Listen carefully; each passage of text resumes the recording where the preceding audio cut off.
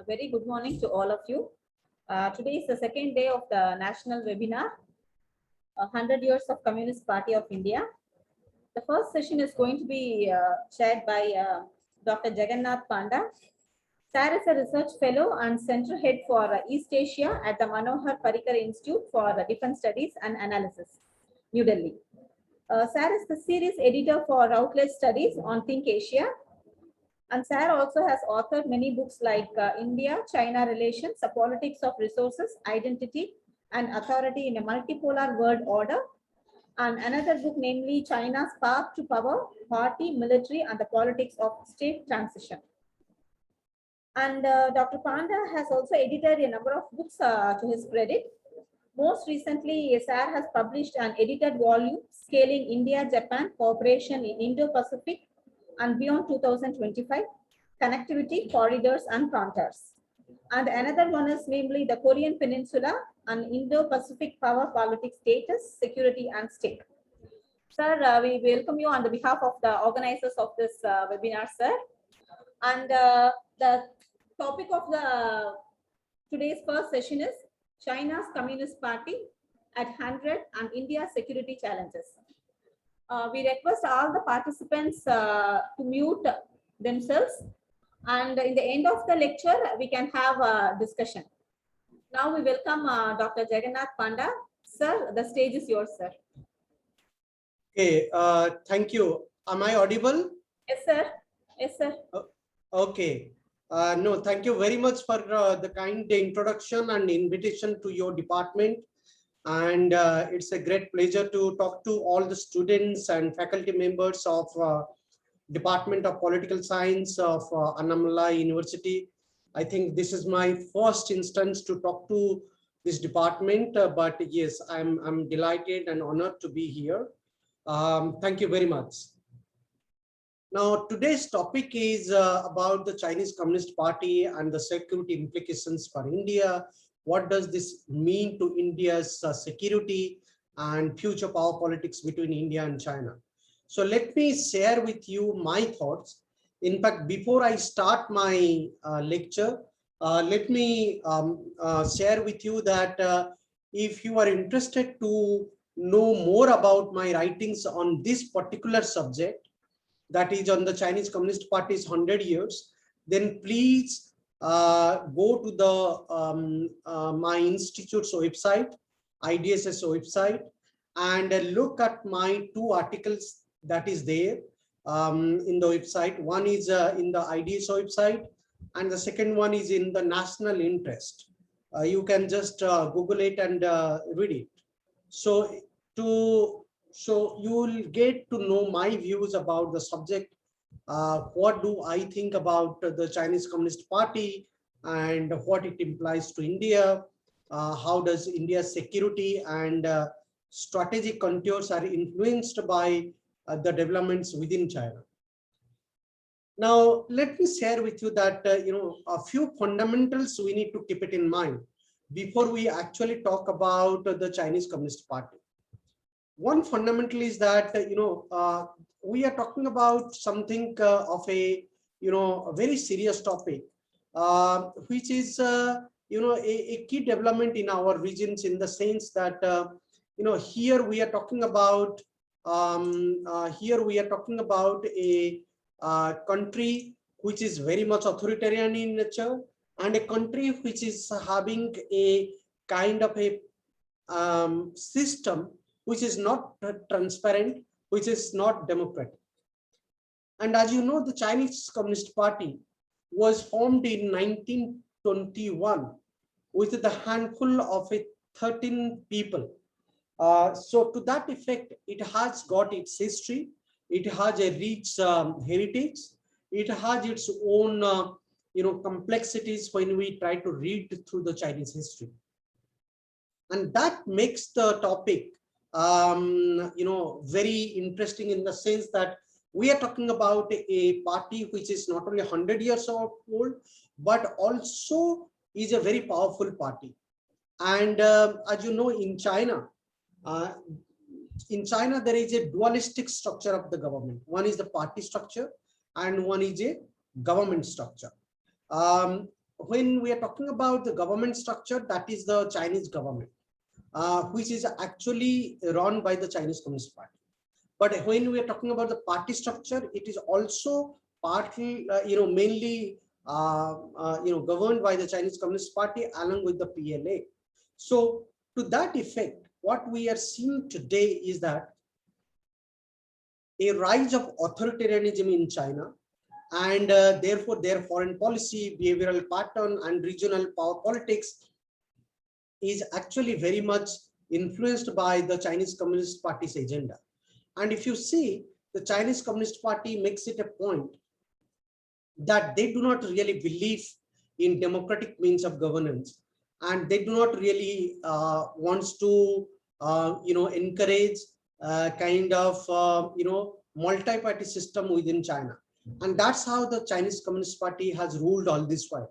And the Chinese Communist Party do make it a point to mention that they are the only custodian guardian of China. So that means when we are talking about that they are the only custodian guardian of China, that means they want to make a point that they would continue to cooperate with other opposition and the political outfits within China. But again, the Chinese Communist Party will be the supreme party, even though there are 7 or 8 other political parties are there within the Chinese system, but they should be subordinate to the Chinese Communist Party. So that means it is a party-led country, it is a party-led system, and it is a party-led nation. So what we are today seeing is a very much party-led authoritarian governance module in China, which India should take a serious note of. Now, how does really the 100-party celebration is a message to the world politics today?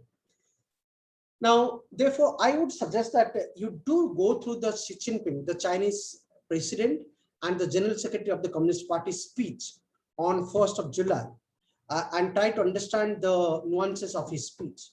His speech is talking about, national consolidation. His speech is talking about, national integration, territorial integrations, and national sovereignty. So therefore, you will see that China emerging as a stronger power in times to come. And there will be enormous focus on territorial and land border issues, including the maritime issues, without really compromising anything on the Chinese national sovereignty issues. So therefore, what we can say is that the Chinese Communist Party is not going to show any flexibility or negotiations on a flexible, on a flexible matter, on a flexible platform to negotiate with India on the boundary dispute. That means in times to come, we will see a strong authoritarian Chinese Communist Party and China dealing with India, and India has to be very careful. The other issue is that if you see Xi Jinping's speech that he delivered on 1st of July, in his speech, there is a clear message to the world politics that the Communist Party of China is here to stay, and Xi Jinping is going to be the president for some time now. Of course, there is a news that he would likely be the president for lifetime. But again, I think the message is that I think they want to make a point that the Communist Party of China will be there in power, and Xi Jinping is a very tall leader, equivalent to Mao Zedong, the founder of the Chinese Communist, founder of the PRC and the Chinese Communist Party. And therefore, Xi Jinping is here to stay and guide China as a country in times to come. And that has enormous implications for rest of the world and India, because we would be talking to Xi Jinping as a leader who is the most powerful leader in contemporary China. He has got all the positions under his belt. He is the General Secretary of the party. He is the President of People's Republic of China. He is the Commander-in-Chief of the PLA. So all of these things suggest that Xi Jinping is the most powerful leader in contemporary times.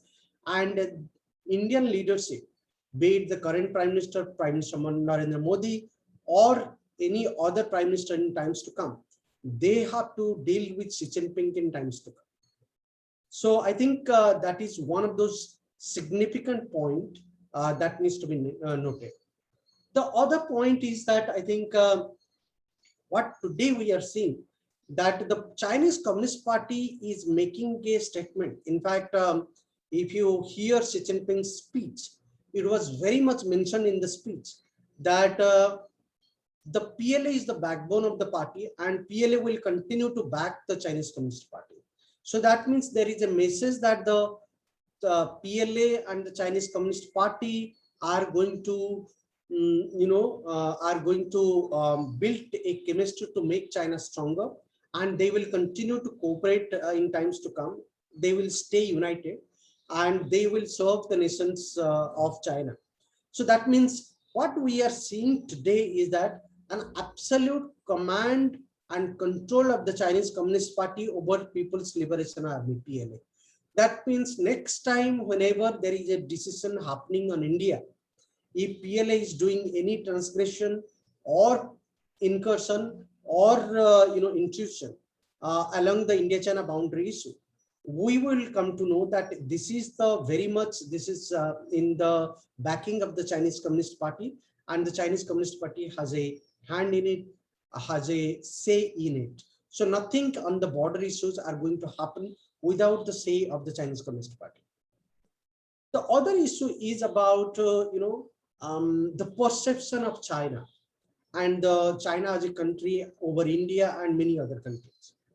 I think here, if you see closely, what Xi Jinping, the Chinese president, was talking about is that China is emerging as a stronger country and nobody should see China on a lighter context. While that is true, that China has become much more a powerful country and we should not really see China in a lighter context. But what is also equally very, very true is that the Chinese Communist Party realizes that if any country in Asia which is progressing well and emerging stronger to challenge China as a power at some point, that is possibly India. Of course, the Chinese perception about India is that India is a very struggling country. India is lagging behind. India does not have power and financial proneness to challenge China, which is partly true. But again, the Chinese are also equally concerned and scared that India is emerging as an effective Indo-Pacific power, and India would like to probably pose a credible challenge to China on the maritime issues. So therefore, I think to that effect, I think there is a realization among the Chinese Communist Party that PLA is not really only the most important potent force in China that can protect Chinese nation. I think China as a country needs to be united and needs to also engage in activities which should create problems and challenges to other neighboring countries, that is India. So therefore, what we will see is that the Chinese Communist Party posing enormous challenges in times to come when it comes to diplomacy, when it comes to outreach, when it comes to building foreign relations. And therefore, we will see that in coming times, the Chinese Communist Party would create a lot of new kind of strategy to sideline and put challenges to India's rights and India's maneuvering in Indo-Pacific. Now, what are the other messages that we could actually gain from the Chinese Communist Party's 100 years of centennial celebration? I think one significant issue is that the Chinese Communist Party is challenging the supremacy of the US. And if we read the Xi Jinping's speech carefully, I don't know how many of you have actually listened to Xi Jinping's speech or read through the Xi Jinping's speech carefully, but if you read Xi Jinping's speech carefully, which is very much easily available in the internet, you will get to know that in his speech there is a continuous mention about China challenging the international order or the current status quo of the international order.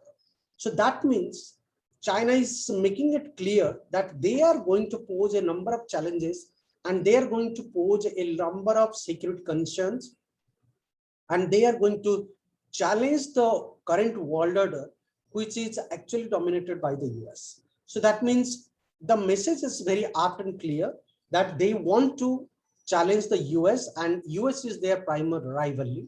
The other countries, they do not really necessarily pose a challenge to China, or China does not really give much importance to other countries. But yes, US is their primary enemy and rival country. And I think this is what emerging very clearly from Xi Jinping's speech. The other thing is that I think when we talk about the 100-year centenary of the Chinese Communist Party, it would be more interesting to see how the Chinese Communist Party's 100 years is going to shape the future foreign policy and economic diplomacy of China.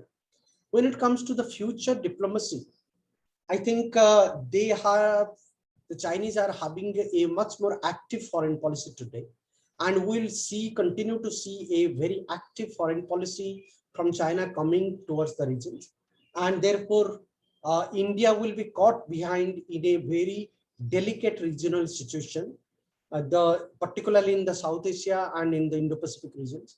So therefore, India has to be very careful about in terms of engaging with its neighbors, trying to build our relationship, and India needs to improve its own power image in the Indo-Pacific regions. But at the same time, I think India's challenges are much more than just the Chinese Communist Party. I think India's challenges is that I think we have arrived at a time when our economy is not really doing well, and we need to actually put our economy in order, and we need to build our economy, and we need to actually build our capability and capacities in Indo-Pacific. And I think we need a greater connectivity issues, connectivity promotion. We need to have more, partnerships-based cooperations across the Indo-Pacific. How to build it and how to take it forward, it is going to be a challenge.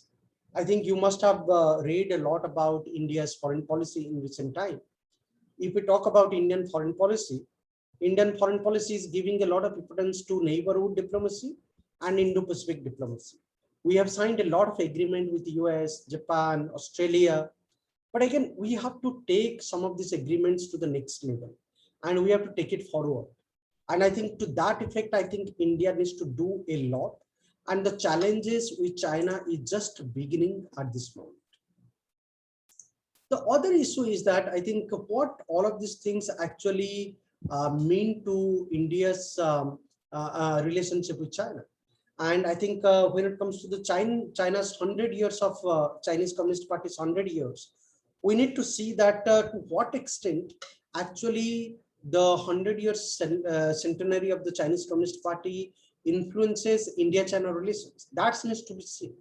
And I think that is a significant issue that we need to really talk in our context, particularly in Indian foreign policy, because China is our biggest neighbor.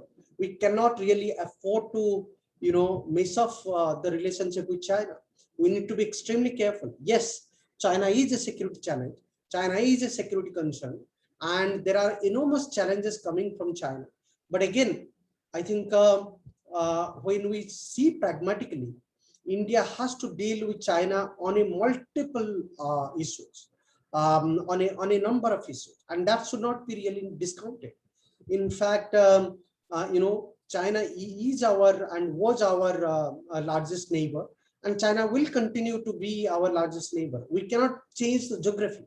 Since we cannot change the geography, we have to find a way to deal with China. Now, what is the best way to deal with China? The best way probably is to manage the relationship. China challenge is one thing. We will continue to face the challenge. We will continue to face the challenges that is coming from the Chinese Communist Party to China's PLA. But again, I think the challenges are much more severe. Therefore, we need to build our strength and capability in order to meet a China challenge. But at the same time, we cannot rule out the fact that China is a big economy in the world politics today. China's economy is 4 to 5 times higher than Indian economy. And to that effect, I think we need to really think about an effective strategy where we can continue to engage with China. let me share with you that at the beginning of the 21st century, if we talk about 2002 or 2003, there was a lot of focus. Just a minute, excuse me. I'll just.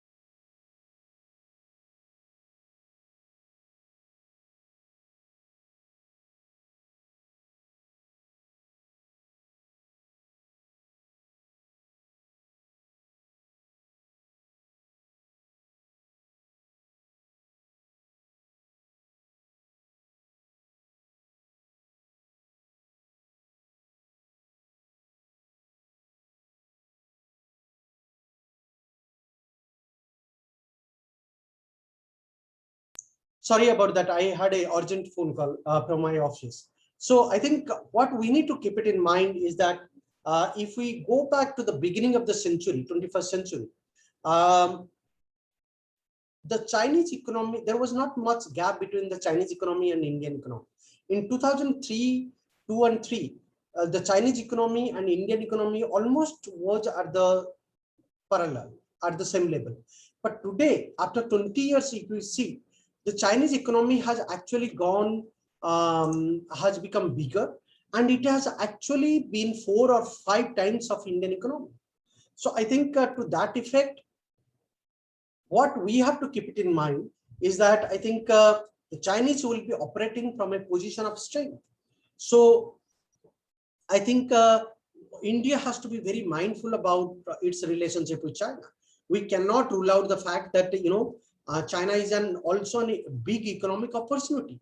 For example, there are enormous economic opportunities in China.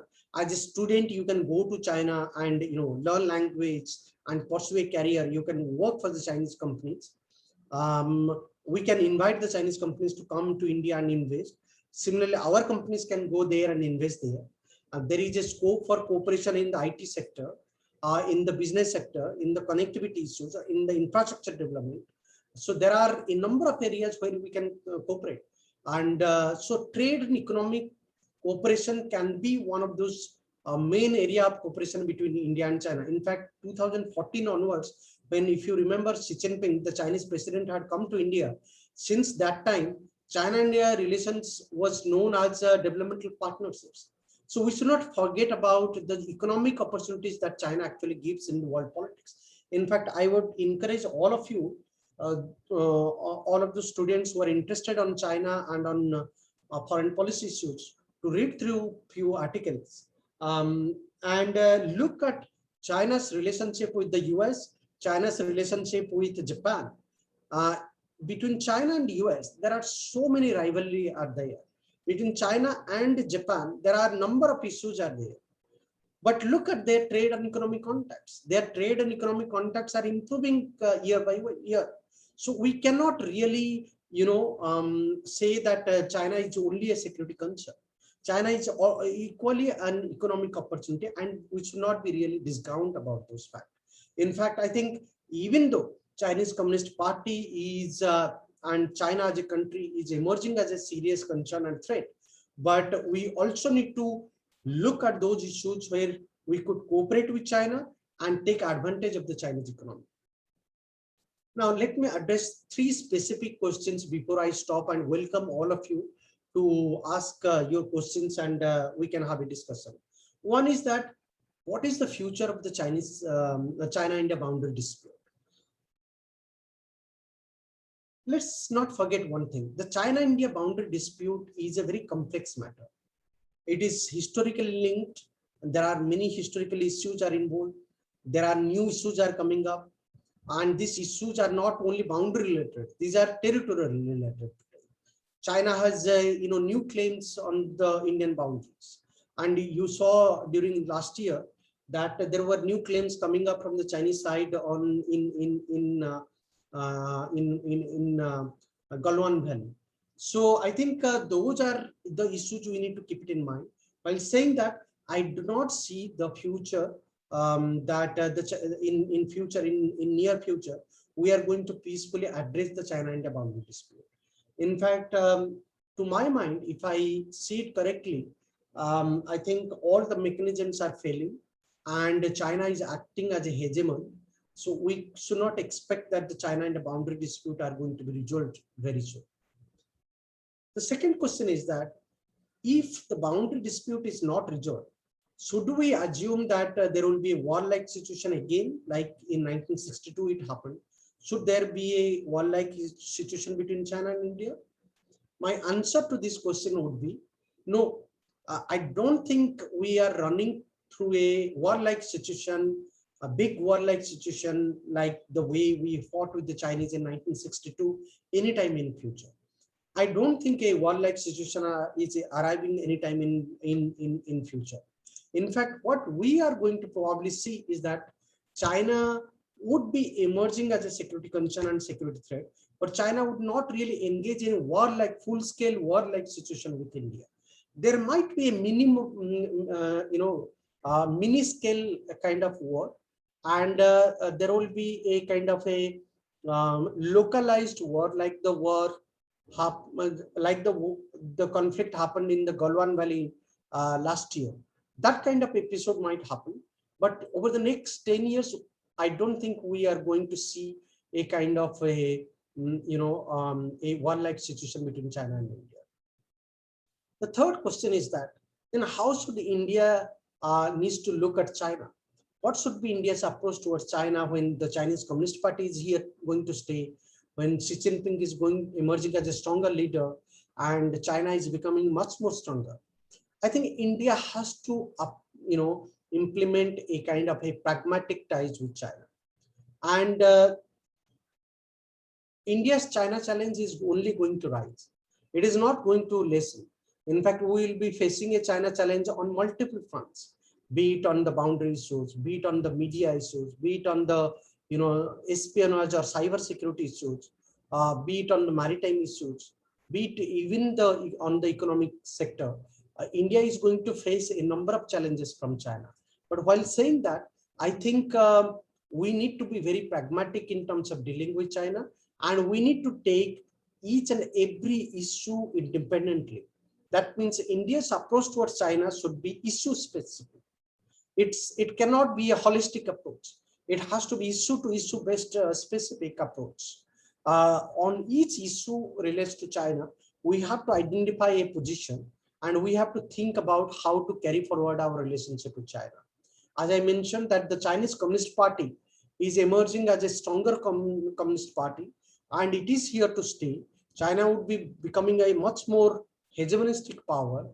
China would emerge as a revisionist power, and we need to really keep it in mind. But at the same time, let's not forget the Chinese economy is going to do well, and Chinese economy will continue to rise. So therefore, we need to also see China in a much more pragmatic and in a much more practical context, and we need to have a issue-based approach from issue to issue, and we should not really confuse boundary dispute with the other issues. So that means India has to deal with a China which is much more powerful, which is much more hegemonistic, which is much more stronger under the Chinese Communist Party, and there has to be a different spectrum of relationship and engagement we need to carry forward with China. It cannot be just one single approach. It has to be a versatile approach. We need to stay engaged with the Chinese Communist Party. We need to, tackle the China's People's Liberation Army. We need to engage with China economically. At the same time, we need to be careful not to allow China to dictate India's foreign policy or India's national security interest in times to come. So these are my initial thoughts. I'll stop here and probably welcome some of your comments and questions. Thank you.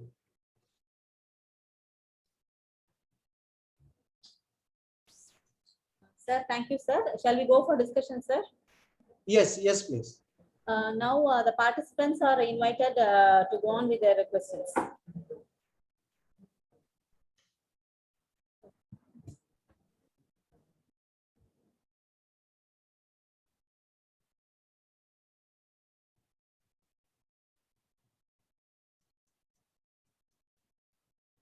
If any questions, please type in the Q&A box or in the chat box, or you can just unmute your video and ask me the questions.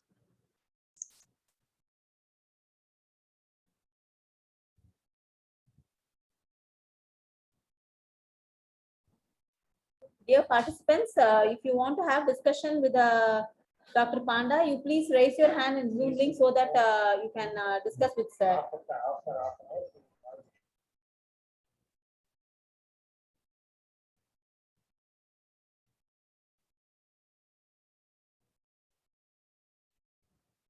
Yes, please go ahead. I could see there is a hand being raised. Yes. Yeah. Good morning, sir. Yes, I'm, please unmute your video. I cannot see you.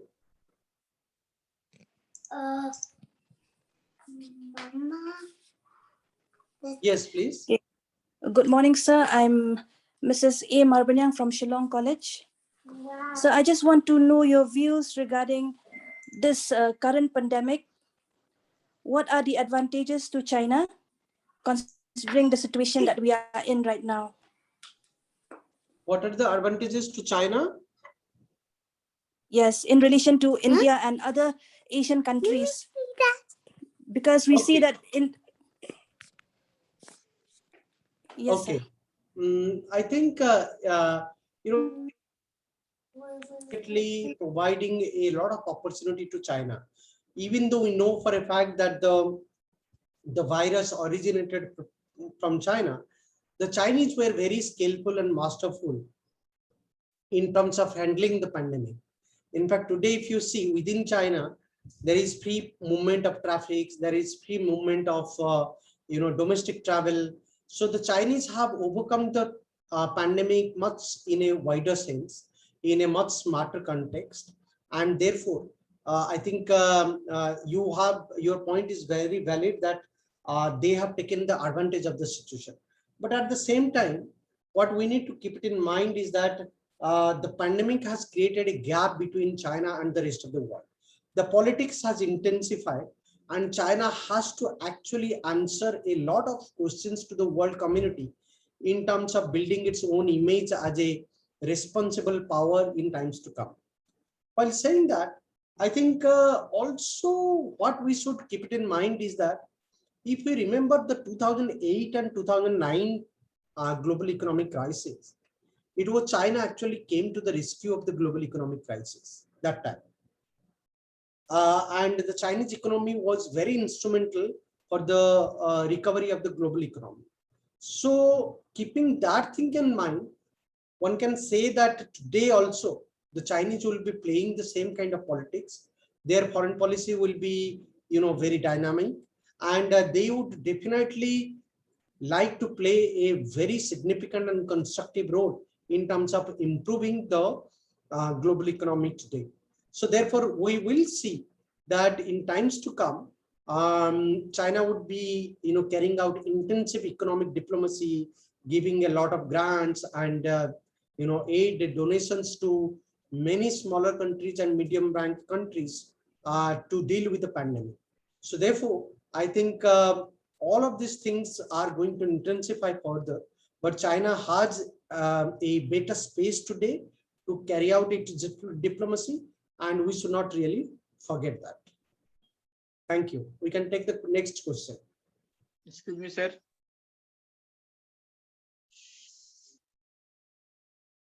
Yes, please go ahead. Sir, I Gautam from Devi University, Jalandhar. Yes, Sir. please.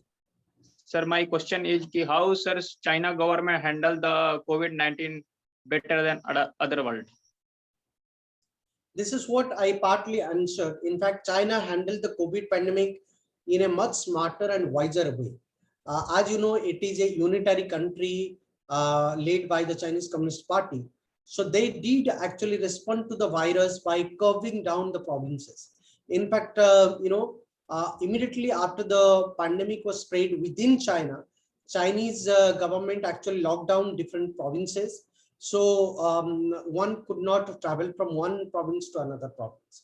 So therefore, locking down the provinces, the different states was the first step that the Chinese government took. Second was the vaccination program. the Chinese actually developed good amount of vaccines, and they actually, vaccinated their own people in a much faster fashion. So in a much faster rate. So that has gone with the advantage of China. Third is, I think in terms of dealing with the virus and cleaning and maintaining hygiene, social distance, China did very well in comparison to the other countries. In fact, the Chinese realized that the pandemic is not really here going to finish very soon. So they try to, they try to come out with a lot of hygienic, hygienic ingredients, and they maintain social distance, and they built up the health and hospital infrastructure, and that went in favor of them. Thank you.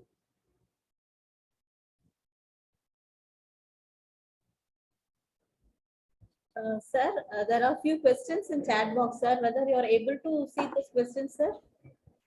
Okay, let me see one by one. If you are interested, you can share your views on that, sir. There is a question: what is the reason behind Communist Party being stronger? The Chinese Communist Party is becoming strong and stronger primarily because the Communist Party has controlled the media. The Chinese Communist Party has controlled the system, so they can manipulate the issues to their advantage. For example, in the Chinese media, you will not find anything being negatively reported about the Chinese Communist Party. In the Chinese media, you will not find anything being negatively reported about the Chinese president or about the Chinese highest leadership. That's how the Chinese Communist Party has manipulated the power. In fact, that is how the Communist Party is, consolidating its own power in times to come. So over the years, they have captured the system. They have captured the, media outlets. They have also, most importantly, captured the university and the education system.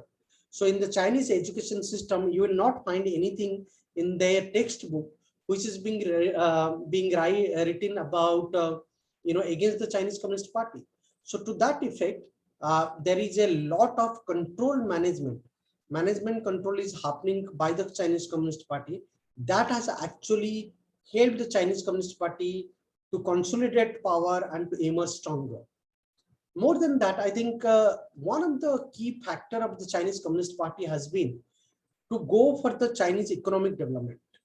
If you see, for last 2 decades or 3 decades, the Chinese economy is doing exceptionally well. So to that extent, I think the Communist Party has, took all the credits, and they are in a better platform today to act stronger and as an influential political party. So I think that's how they have built their, postures within China. The next question is from Dr. Ramarajyam. He's asking, what are the main reasons for boundary issue between China and India? There are a number of issues between China and India when it comes to boundary issue. If you read about China-India boundary dispute, there are 3 sectors. The dispute is actually addressed and dealt with, in 3 zones: the Western zone, the Middle zone, and the Eastern zone. In the Western zone, there are not much claims as far as China is concerned towards India. But India has a lot of claim because India has lost territory of Oksai chain in 1962. But when it comes to middle sector, there are not much dispute between India and China, except few which is relating to Nepal. In the Eastern sector,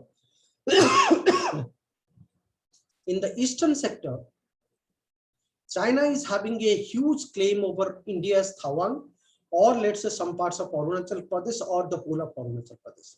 I think that is a problematic aspect. So there are many issues between China and India on the boundary issues, and we need to read about China-India history to understand it.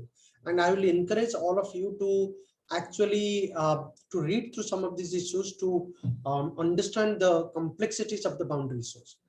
Now, we do have two mechanisms to address the boundary disputes. One is the special representative level dialogue mechanisms. The other one is the WMCC, working mechanisms of consultation and coordinations, which is actually at the joint secretary level. Now, about the special representative level dialogue mechanisms, it is at the NSA level, at the National Security Advisors level. Whereas the WMCC is at the joint secretary level. WMCC looks at the border issues or the bordering regions issues, whereas the special representative level dialogue looks at the boundary negotiation issues. So we need to look at those mechanisms in details, their history, to understand the boundary disputes. There is a question from Narmada.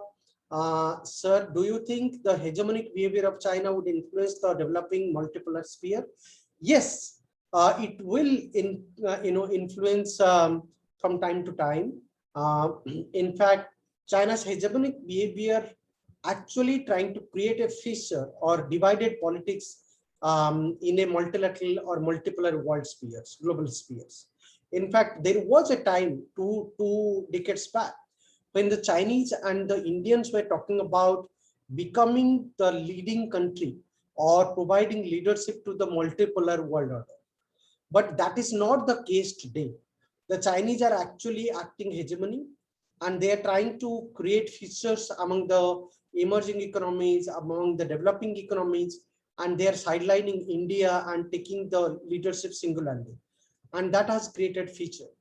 That has created divisions between China and India and China and many developing countries.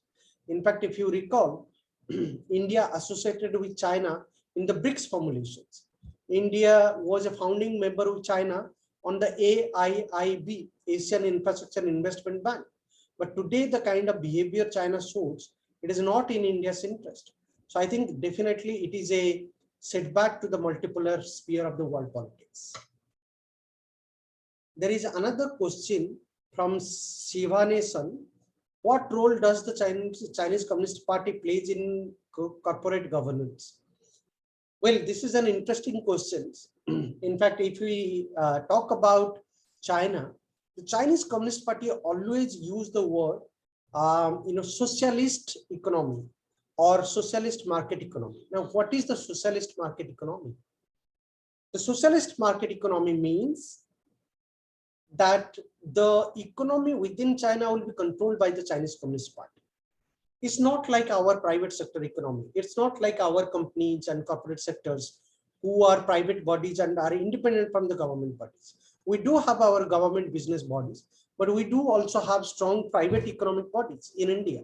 That is not the case in China. Everything, be it government or private, are controlled by the party-led structure of the Chinese Communist Party and the Chinese government. So therefore, they do control the corporate governance.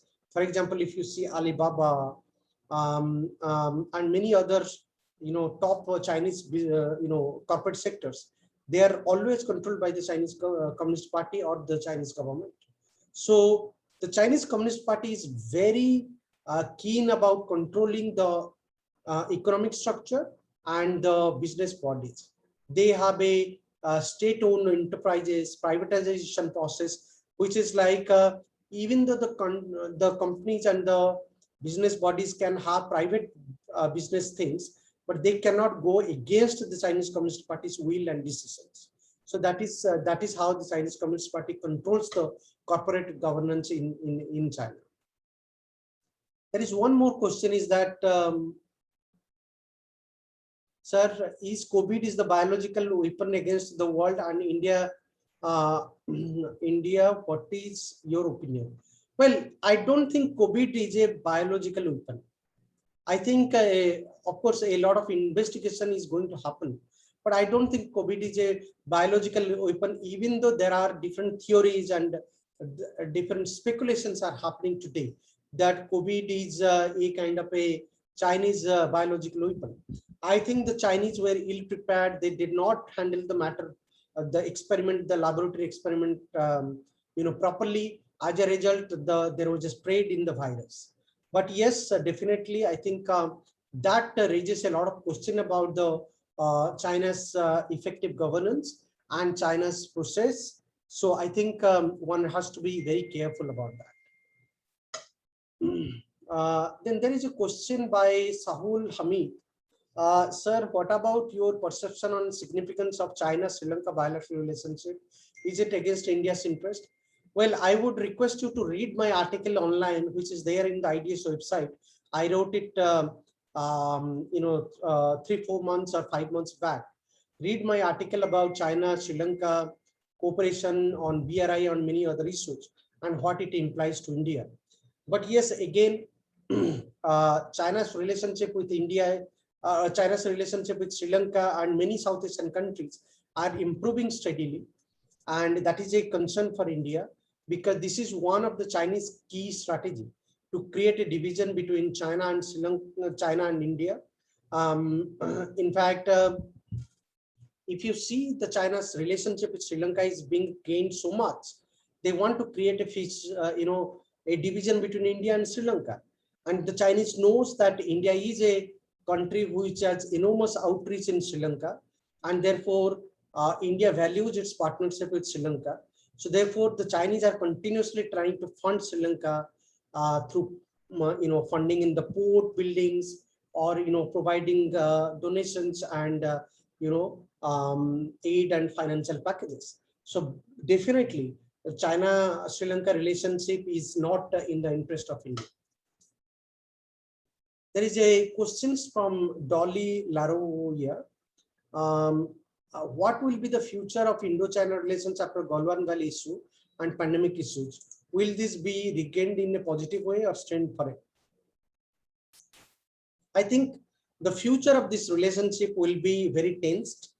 From time to time, China-India relationship will continue to remain tenseful. There will be tensions. There will be more conflicts happening on the boundary issues. So I don't see the relationship really becoming very stable.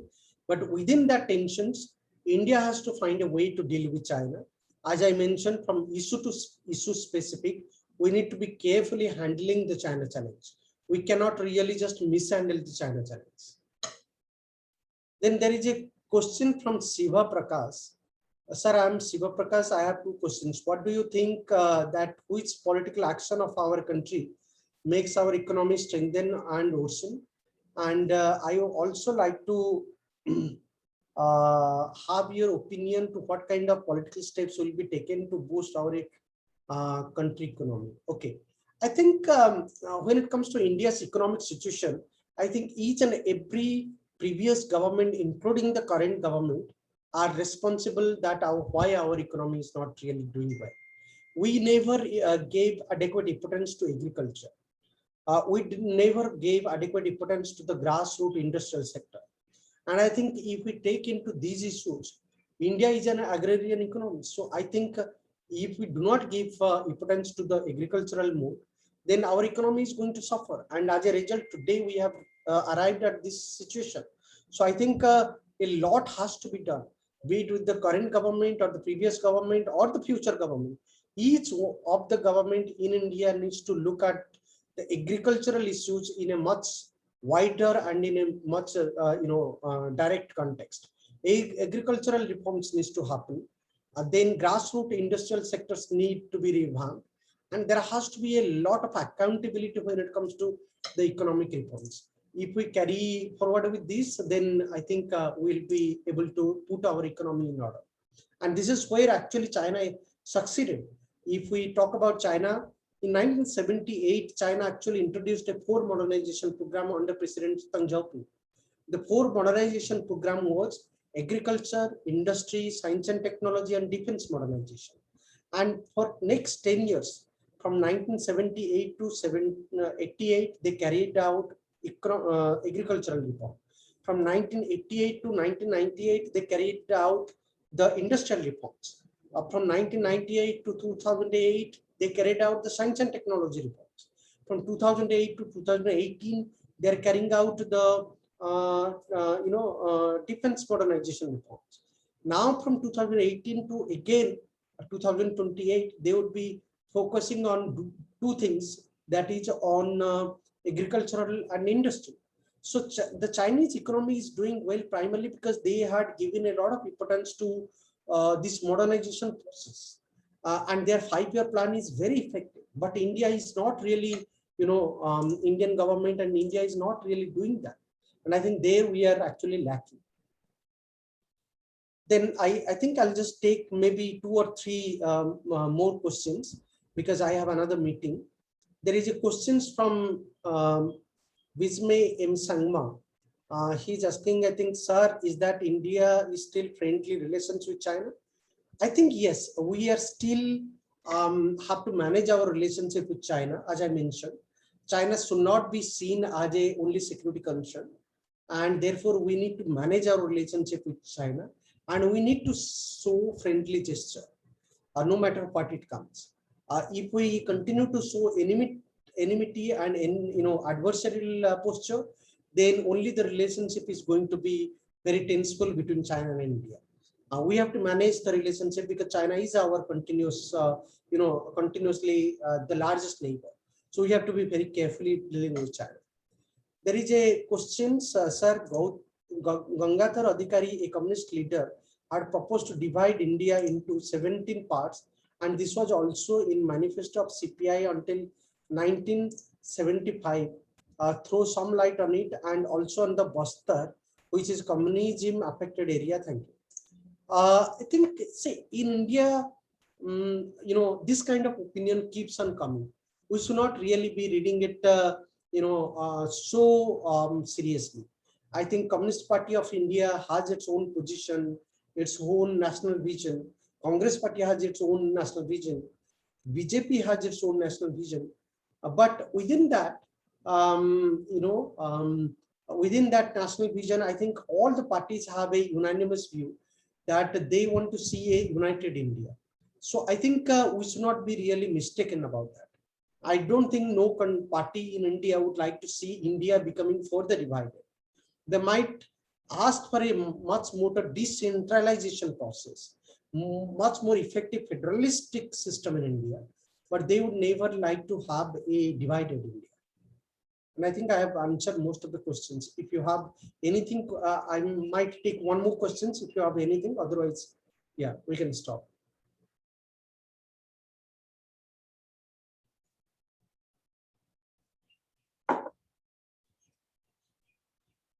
Hello, sir. Good morning. Yes, good morning. Is it audible, sir? Yes, yes. Okay, sir. I am Sedalavi from Kerala, research scholar under Dr. R. Murthy in Department of Political Science, Annamalai University. Sir, congratulations, sir. Very good, informative. We got enormous knowledge, sir. Sir, I have a question, sir. You said about the COVID management in China. Sir, actually, do you believe China completely recovered from the COVID pandemic, or the country is safe from the COVID? Because there are many false statements from Chinese government are there. Ban of the news media are there. Actually, what is the present condition of the COVID pandemic in China, sir? China is not safe from the COVID pandemic. I think they are still, at some level, they are still fighting with the COVID pandemic. The reportage are not true. So we don't have the exact number, and the number that are being shown in the Chinese media is not really authentic.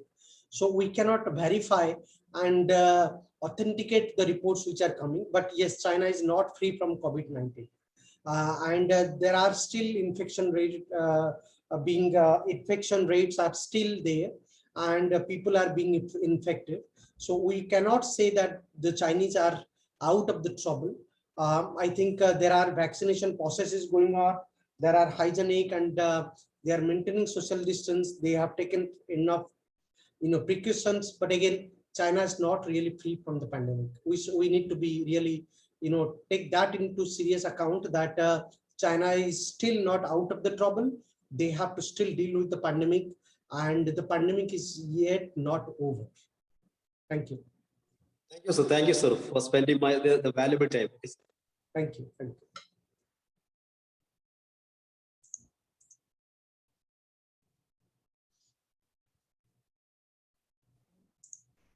Sir, thank you so much, sir. On behalf of the organizers, Yes, sir. we extend a wholehearted thanks to Dr. Panda. Sir, your lecture is gave a very detailed information on Chinese Communist Party, like emergence of China as a stronger country, China's future foreign policy and diplomacy, China's neighborhood diplomacy, sorry, India's neighborhood diplomacy and Indo-China diplomacy. And you also discussed about how to meet the challenges posed by Communist Party towards India, sir. Thank you so much, sir. And we are really very thankful for you for having a very interactive session and patiently reacting to the questions that is in chat box, sir. Thank you so much, sir. Dear participants, afternoon session starts exactly at 2:55 p.m. And the speaker of the session is Dr. Guruboy Jyoti Bhattacharjee. The topic is on 100 years of Chinese Communist Party, key challenges ahead. Thank you so much for all the participants and speaker of this session. And let us meet in the same Zoom link at 2:55 p.m. Thank you, one and all. Thank you. Thank you. Thank you, sir. Have a good day. Thank you, sir.